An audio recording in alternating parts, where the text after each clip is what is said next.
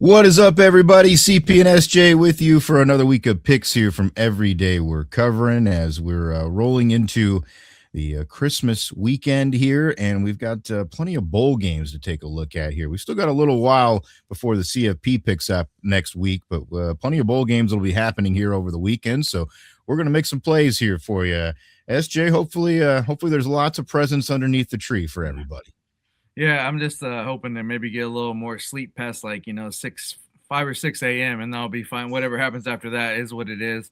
I know they just call it like Bowl Mania and all that stuff. I don't know if they still do, but we're getting a little wacky here, and I like it in a good way. Some of these games getting crazy. We've seen some bare knuckle action here. We got a little Pier 6 brawls here in the Bowl of Beans games and all that type of stuff. So this is good. I know we're supposed to be led to believe that the bowls don't matter. But I think once you strap it up, it's always competition is always there. So that's a good thing. And whoever's on the field, let's let it ride and then have some fun here. Yeah, exactly. Once you show up and those pads start popping, it's a whole different story. Everybody likes to be out there, so we'll hope that we get some good games coming up here this week. And I do think there are a few good matchups with some teams I think that still have some pretty good motivation too. So we'll go through that here with you. I'm going to start with one on Friday, so the day after Christmas here. This is the Game Above Sports Bowl. Well, I'm not even certain what Game Above Sports is, to tell you the truth. Yeah, we're just trying to, kind of be on the side of all these bulls are amazing, but these names, okay, I can't defend those. Like that's obscene. Like, come on. What was even funnier is I'm looking in the app that I use, and it just says Sports Bowl. And I'm like, okay, well, that's pretty generic. And then I went and looked it up. I was like, okay, this is Game Above, whatever that Didn't is. pay enough for every book to have the sponsor on there. So this is a 1:00 kickoff the day after Christmas. And we've got a little Maction Big Ten matchup here, Northwestern and Central Michigan. And I think SJ and I are both on the same page here on this one. This could be one where, at least we get a little bit of something going here with these two teams. I mean, you would think just based upon, I guess, strength of schedule and level of competition, you favor Northwestern, but that 10.5, that's a bit much, especially with these bowls. You just don't know what you're going to get, and that's not, we're not earth-shattering news. We're not breaking any ground here. We all know it's a freaking crapshoot of all crapshoots. You don't know who do they care, who's playing. Are they just there for the little the gimme bags when you get there, the party favors, or they have fun? So that's why I'm leaning away from that. I like Northwestern to win. It's just 10.5 is a big number because a game as mentioned the Bush Beans Bowl there, the Bowl of Beans, and you would have thought Louisville just runs roughshod all over Toledo, and that wasn't the case. They hung around and made it a game of it. So that makes me a little nervous. So I'm gonna take that total. The over is 43.5. I think I like Northwestern. I just don't like it by 11 points. Yeah, I'm with you here. That's a lot of points. I thought about taking Northwestern there initially too, but yeah, it just you never know with these games too, and how motivated some of the like quote unquote underdog type teams like Central Michigan might be. So you could see that, but yeah, I could see these teams putting up some points on the board. I mean, Northwestern's been known to be kind of streaky with doing that, and in a game like this, you kind of feel like it's going to be more of a back and forth type battle. And throwing out some wacky, plays here and there too to try to catch the defense off guard. So that's not a lot to ask to get to 43.5. So I think that's pretty safe to say that they're going to get over that mark.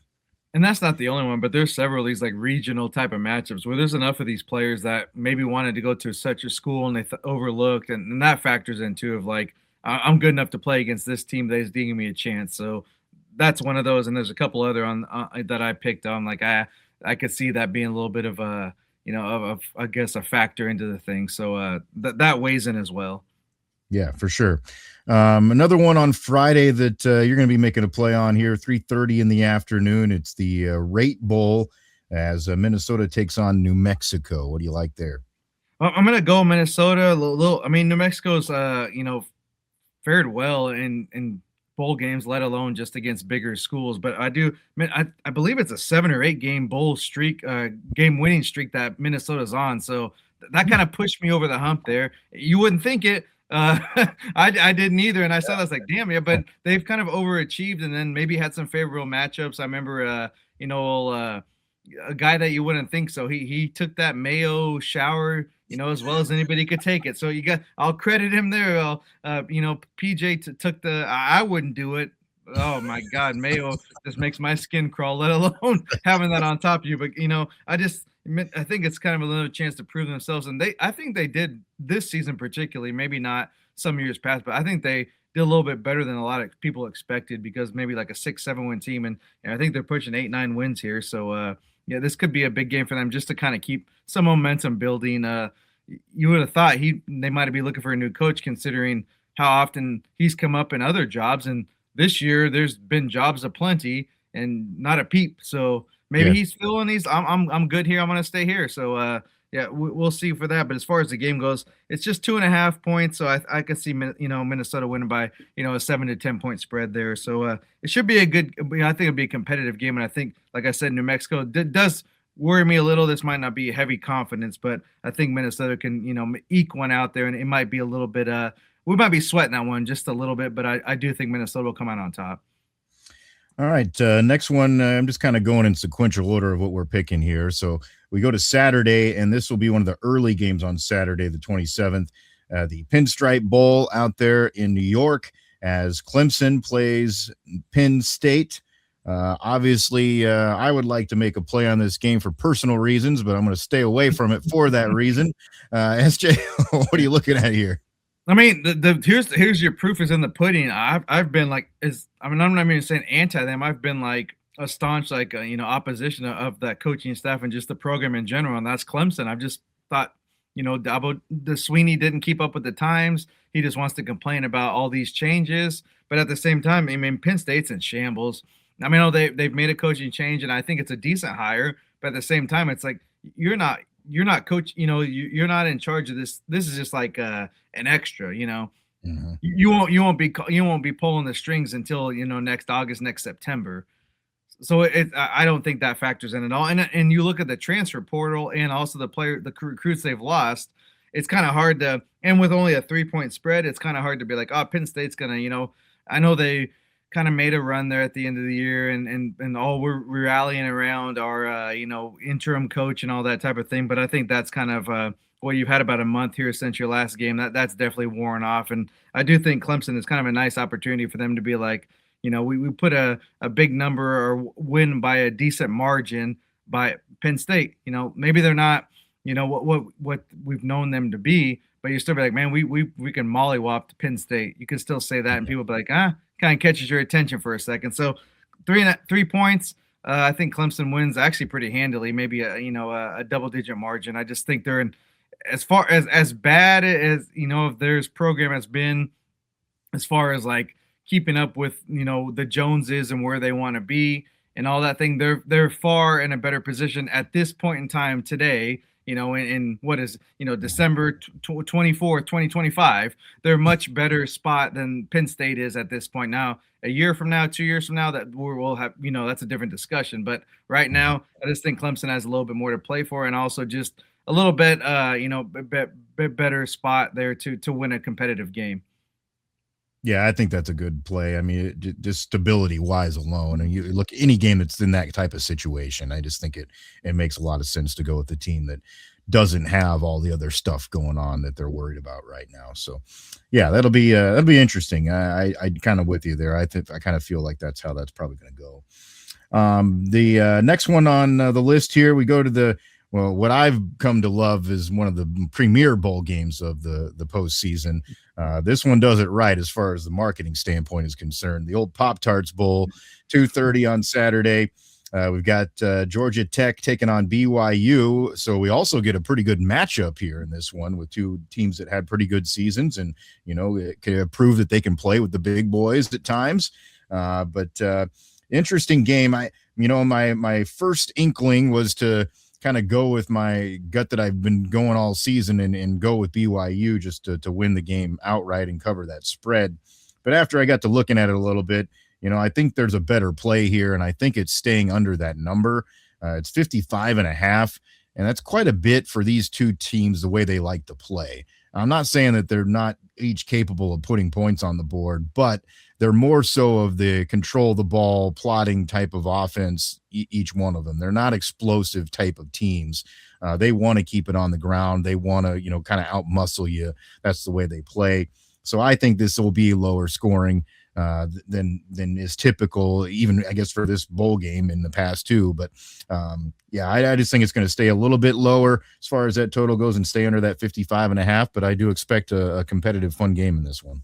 Yeah, I mean, we almost had what's going to end up happening next year too in this game is the BYU Notre Dame matchup. What could have been, and then they end up signing a 2-year deal. So that's going to be a big storyline as we go through. But and we're going to have some fun here because their marketing is second to none, and I think it's a good matchup, like you said as well. That's one thing they've done a good job of. You can kind of throw all the bells and whistles and all that on there, but if you don't have a good game, it doesn't really matter in the end. So it's a good matchup, and I mean, Georgia Tech, if they're going to be competitive, which I think, obviously that's the goal, and I think they can do, it's going to kind of be a muck it up type game. So that's a good play right there.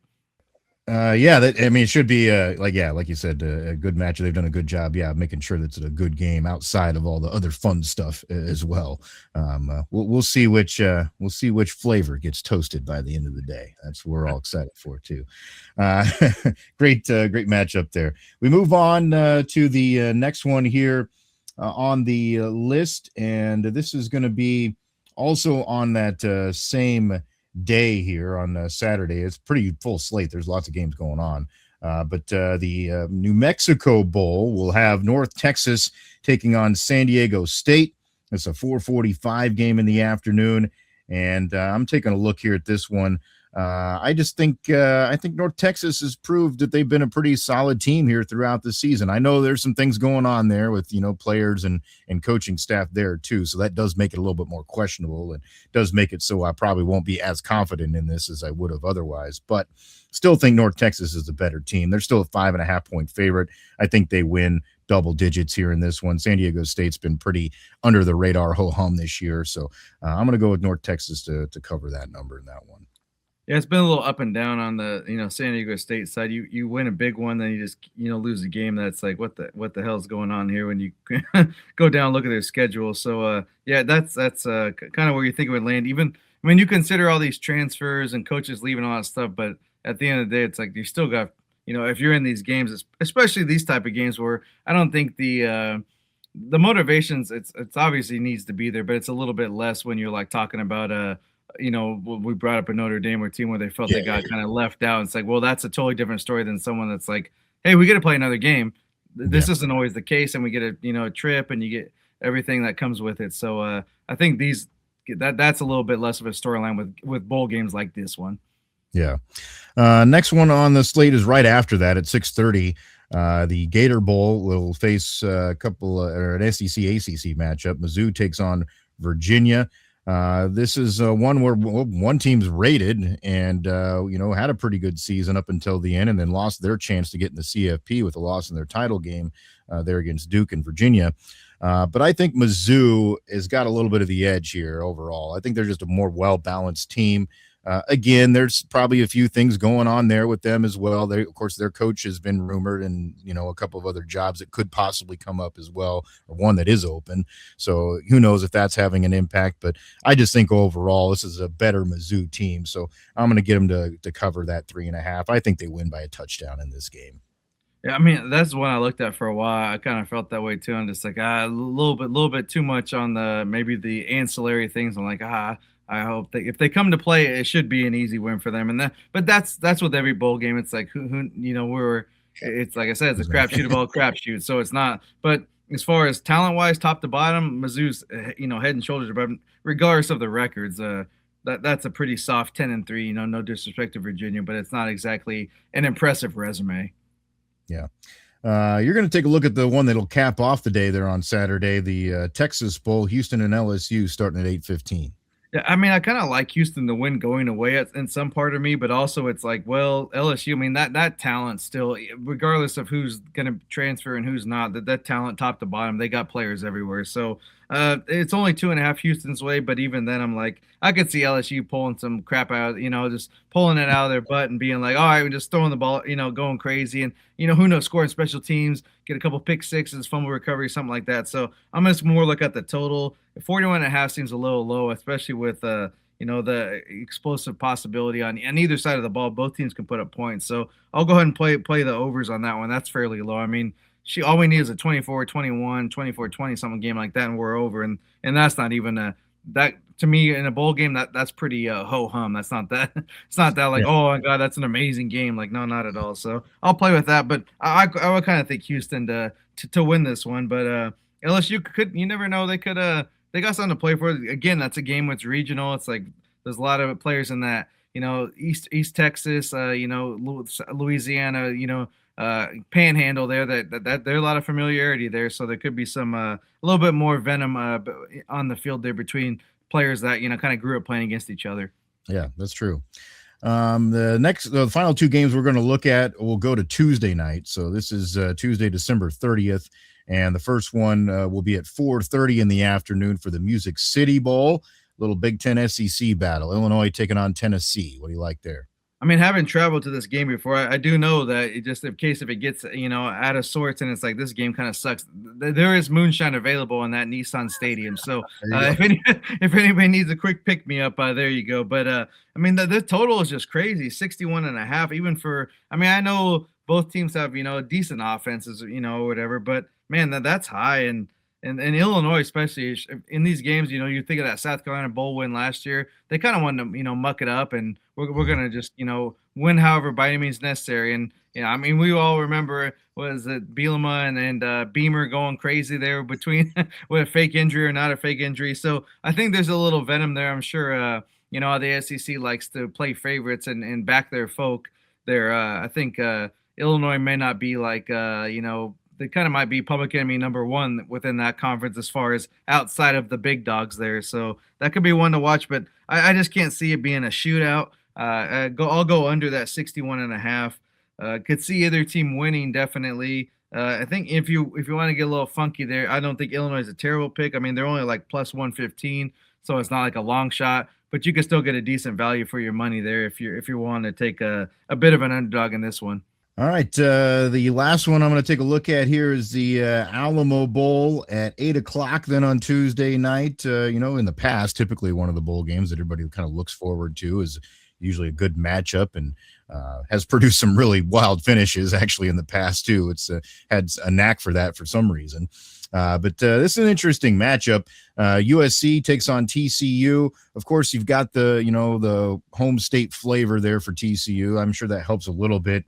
But they've got, I think, a little bit more going on as far as worried outside of this game, too, with their program. It sounds like their quarterback's going to be out the door there in Hoover. Of course, Maava just recently announced that he's staying at USC, so they've got a little bit more stability there. And I think they're just a little bit more explosive here. I mean, the offense is there for USC. We know throughout the year that their problem has been whether or not they can stop teams consistently.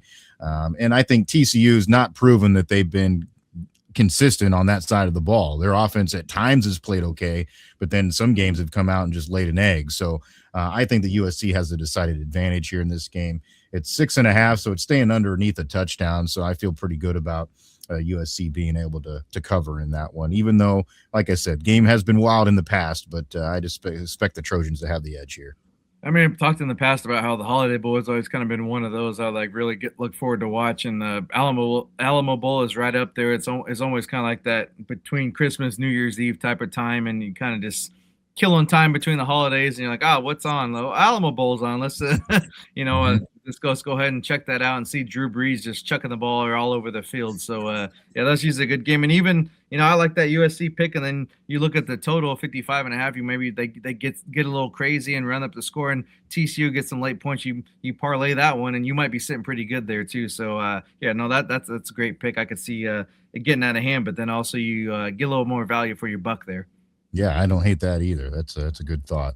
Maybe at the end of the day they find Pee Wee's bicycle too. We'll have to wait and see. Check that damn basement, yeah. Check that. All right, that's what we've got here for picks here for you for the Christmas holiday weekend. Lots of things going on with games, and of course, hope you have some good time with friends and family and loved ones, and just enjoy the holiday season. Hope it's a good one for you, and we hope some of these picks come on through. We'd love it, of course, if you would stay connected with us on all the various platforms. If you're a social media user, we're on Twitter. You see the handles there at SJM Bets, at Cherokee CP. We'll put our picks out there and, of course, interact with you there throughout the holidays if you'd like as well. And then if you would like, subscribe, get the notifications for the podcast. Just search Every Day We're Covering on whatever podcast platform you use, and then subscribe, get the notifications on this YouTube channel as well, so you can get our picks that we bring you each week, mostly throughout the season on different sports throughout the year, and of course very heavy during college football time. And we'll be back, of course, next week for the next round of the college football playoff. That's SJ Munoz. I'm Chris Parks. Thanks for joining us for another week of picks here from Every Day We're Covering. We'll see you next time for some more covers.